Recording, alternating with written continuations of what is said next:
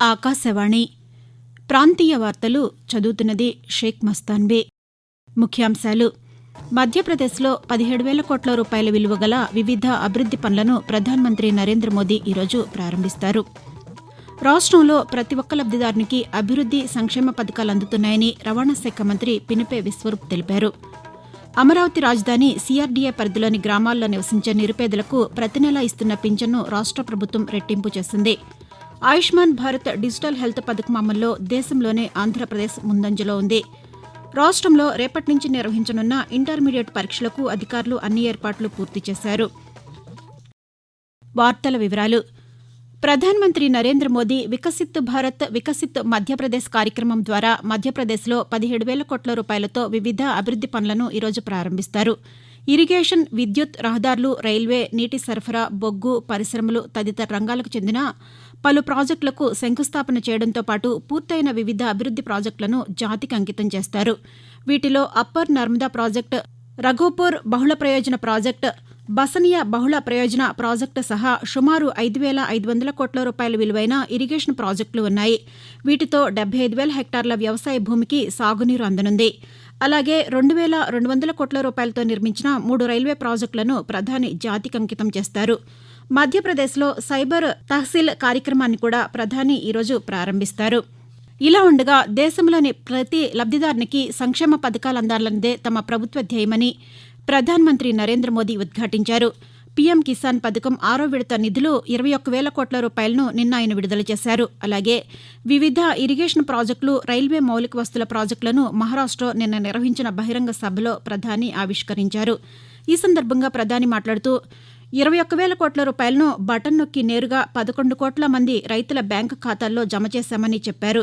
ప్రధానమంత్రి కిసాన్ సమ్మాన్ యోజన కింద 11 కోట్ల మంది రైతుల బ్యాంకు ఖాతాల్లో ఇప్పటి వరకు 3 లక్షల కోట్ల రూపాయలు జమ చేశామని తెలిపారు.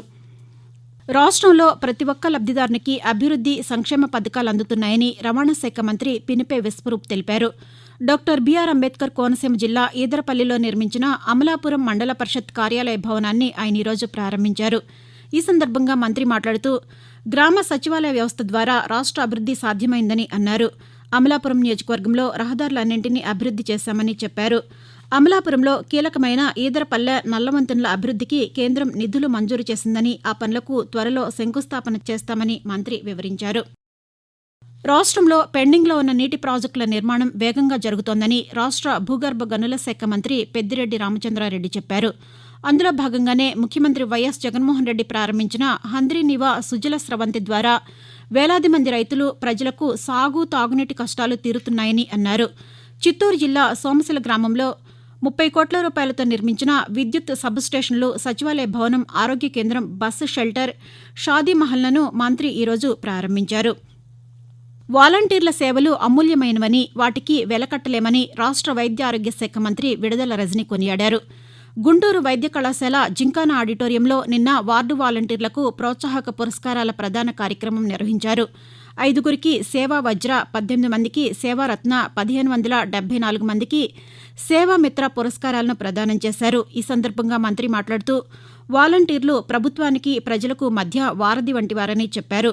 ప్రభుత్వం చేస్తున్న సంక్షేమ, అభివృద్ది కార్యక్రమాలను ప్రజలకు చేరవేయడంలో వారి పాత్ర ఎంతో కీలకమని తెలిపారు. ఇతర రాష్ట్రాల నుంచి అధ్యయన బృందాలు వచ్చి వాలంటీర్ వ్యవస్థ పనితీరును తెలుసుకుని ప్రశంసించి వెళుతున్నాయని అన్నారు. అమరావతి రాజధాని CRDA పరిధిలోని గ్రామాల్లో నివసించే నిరుపేదలకు ప్రతి నెలా ఇస్తున్న పింఛన్ను రాష్ట ప్రభుత్వం రెట్టింపు చేసింది. వారికి ప్రస్తుతం నెలకు 2,500 రూపాయల పింఛన్ అందిస్తుండగా ఇప్పుడు 5,000 రూపాయలకు పెంచుతూ ప్రభుత్వ ప్రత్యేక ప్రధాన కార్యదర్శి శ్రీలక్ష్మి నిన్న గెజిట్ విడుదల చేశారు. పెన్షన్ను మార్చి 1వ తేదీ నుంచి అందించనున్నట్లు పేర్కొన్నారు. దీంతో CRDA పరిధిలోని 17,215 మంది లబ్దిదారులకు మేలు జరగనున్నట్లు పేర్కొన్నారు. ఆకాశవాణి ప్రాంతీయ వార్తలు వింటున్నారు. రాష్టంలో రేపటి నుంచి నిర్వహించనున్న ఇంటర్మీడియట్ పరీక్షలకు అధికారులు ఏర్పాట్లు పూర్తి చేశారు. మార్చి 15వ తేదీ వరకు ఉదయం 9 నుంచి మధ్యాహ్నం 12 గంటల వరకు పరీక్షలు జరుగుతాయి. అరగంట ముందే విద్యార్థులు పరీక్షా కేంద్రాలకు చేరుకోవాలని అధికారులు సూచించారు. హాల్ టికెట్లను ఇప్పటికే ప్రిన్సిపల్స్ లాగిన్లో అందుబాటులో ఉంచారు. త్రాగునీరు, వైద్య సేవలు, విద్యుత్ సరఫరాకు అంతరాయం లేకుండా చూడాలని ఆయా శాఖల అధికారులను ప్రభుత్వం ఆదేశించింది. మాస్ కాపీయింగ్ జరగకుండా అన్ని పరీక్షా కేంద్రాల్లో సీసీ కెమెరాలు ఏర్పాటు చేసి తాడేపల్లిలోని ఇంటర్ బోర్డు, విజయవాడలోని డిఐఈఓ కార్యాలయాలకు అనుసంధానం చేశారు. కేంద్ర ప్రభుత్వం సంక్షేమ పథకాలను ప్రజలకు మరింత చేరువ చేసే ఉద్దేశంతో నిర్వహిస్తున్న వికసిత్ భారత్ సంకల్పయాత్ర ప్రచార రథం ఈరోజు తిరుపతి జిల్లా శ్రీకాళహస్తిలోని తెలుగుగంగ కాలనీకి చేరుకుంది. నెల్లూరు జిల్లా నుంచి తీసుకొచ్చిన ఈ ప్రత్యేక ప్రచార రథం ద్వారా భారీ తెరలను ఏర్పాటు చేసి కేంద్ర ప్రభుత్వ పథకాలపై ప్రజలకు అవగాహన కల్పించారు. ఈ సందర్భంగా లబ్దిదారులు ఆకాశవాణితో మాట్లాడుతూ పీఎం స్వానిధి కింద రుణాలు పొంది ఆర్థికంగా స్వావలంబన సాధించామని, ప్రధాన్ మంత్రి ఆవాస్ యోజన కింద సొంత ఇంటిని నిర్మించుకున్నామని వివరిస్తూ, నా పేరు హేమలత. నేను ఆర్పీగా వర్క్ చేస్తున్నాను. నా యొక్క పరిధిలో వచ్చి 30 సంఘాలు ఉన్నాయి. 30 సంఘాల్లో తోపుడు పంది కింద 10,000 చొప్పున 50 మందికి ప్రధాన మంత్రి స్వానిధి కింద లోన్ ఇప్పించాను. ఆ మొత్తం తీసుకొని సద్వినియోగం చేసుకున్నారు మెంబర్స్. మళ్ళీ రెండో విడత కూడా 30,000 రూపాయల చొప్పున కూడా 10 మందికి ఇప్పించాము. నా పేరు తిమ్మివుల్లా. PMAY వల్ల నాకు ఇల్లు వచ్చింది. 1,80,000 ఇచ్చిన వల్ల నేను ఇల్లు కట్టుకొని ఆ ఇంట్లో నేను కాపురం నా పిల్లకాయలతో ఉన్నాను. నాకు ఇల్లు ఇచ్చిన ప్రధానమంత్రి నరేంద్ర మోడీ గారికి ధన్యవాదాలు. సముద్ర భద్రతలో కీలక పాత్ర పోషిస్తున్న ప్రస్తుత అత్యాధునిక సాంకేతికతల ఆవిష్కరణలకు సైన్స్ వెన్నెముక వంటిదని తూర్పు నావికాదళం ముఖ్యాధికారి రియల్ అడ్మిరల్ నెల్సన్ డిసౌజా పేర్కొన్నారు. విశాఖపట్నంలోని నావికాదళ శాస్త్ర సాంకేతిక ప్రయోగశాల NSTLలో నిన్న జాతీయ సైన్స్ దినోత్సవాన్ని నిర్వహించారు. జాతీయ భౌతిక శాస్త్రవేత్త సర్ సివి రామన్ చిత్రపటానికి పూలమాల వేసి నివాళులర్పించారు. ఈ సందర్భంగా ఆయన మాట్లాడుతూ, స్వదేశీ సాంకేతిక పరిజ్ఞానంతో సురక్షితమైన నౌకలు, జలాంతర్గాములను అభివృద్ధి చేయడానికి NSTL ప్రదర్శిస్తున్న నైపుణ్యం మరింత అంకిత భావాన్ని కలిగిస్తోందని అన్నారు. పరిశోధన అభివృద్ధిలో అత్యుత్తమ కృషి చేసిన శాస్త్రవేత్తలకు ఈ సందర్భంగా సిలికాన్ పతకాలను ప్రదానం చేశారు. కార్యక్రమంలో NSTL director doctor Abraham Varghese తదితరులు పాల్గొన్నారు. ఆయుష్మాన్ భారత్ డిజిటల్ హెల్త్ పథకం అమల్లో దేశంలోనే ఆంధ్రప్రదేశ్ ముంజందులో ఉందని రాష్ట్ర వైద్య ఆరోగ్య కుటుంబ సంక్షేమ శాఖ కమిషనర్ జె నివాస్ చెప్పారు. నిన్న విశాఖపట్నంలో కేంద్ర రాష్ట్ర ప్రభుత్వ పథకాల అమలుపై నిర్వహించిన ప్రాంతీయ సదస్సులో ఆయన ప్రసంగించారు. రాష్ట్రంలో ఆయుష్మాన్ భారత్ హెల్త్ అకౌంట్ నమోదు 77.9% జరిగిందని చెప్పారు. 14 అంకెలతో ఆసుపత్రుల్లో ప్రోగ్రెస్ హెల్త్ రికార్డును అమలు చేయడం వల్ల రోగులకు పలు ప్రయోజనాలు ఉంటాయని అన్నారు.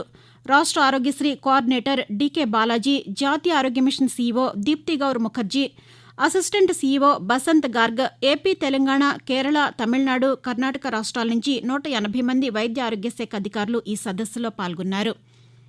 తిరుమల తిరుపతి దేవస్థానం ఈరోజు శ్రీనివాస మంగాపురంలోని కళ్యాణ వెంకటేశ్వర స్వామి ఆలయంలో బ్రహ్మోత్సవాలను వైభవంగా ధ్వజారోహణతో ప్రారంభించింది.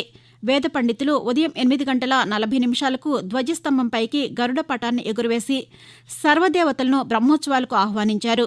9 రోజుల పాటు బ్రహ్మోత్సవాలు నిర్వహించనున్నారు. ఈ రోజు రాత్రి పెదశేష వాహనం, రేపు ఉదయం చిన్నశేష వాహనం, రేపు రాత్రి హంసవాహనం, 2వ తేదీ ఉదయం సింహవాహనం, సాయంత్రం ముత్యాల పందిరి, 3వ తేదీ ఉదయం కల్పవృక్ష వాహనం, రాత్రికి సర్వభూపాల వాహనం, 4వ తేదీ ఉదయం పల్లకి ఉత్సవం జరగనున్నాయి.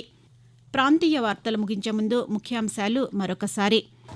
మధ్యప్రదేశ్లో 17,000 కోట్ల రూపాయల విలువ గల వివిధ అభివృద్ది పనులను ప్రధానమంత్రి నరేంద్ర మోదీ ఈరోజు ప్రారంభిస్తారు. రాష్ట్రంలో ప్రతి ఒక్క లబ్దిదారునికి అభివృద్ది సంక్షేమ పథకాలు అందుతున్నాయని రవాణా శాఖ మంత్రి పినిపే విశ్వరూప్ తెలిపారు.